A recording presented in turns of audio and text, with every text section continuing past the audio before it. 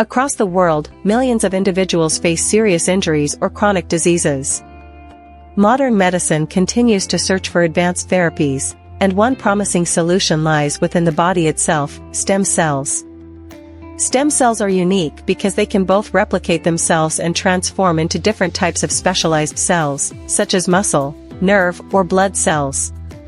They have two defining characteristics: self-renewal, the ability to continuously divide and produce identical copies of themselves, and differentiation, the capacity to develop into various specialized cells as needed by the body.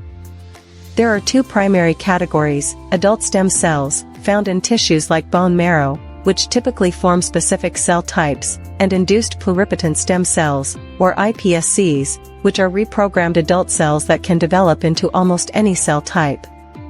When the body sends signals of injury or damage, stem cells divide to maintain their population and generate new, specialized cells required for healing. For example, in a skin injury, stem cells replace damaged cells and close the wound.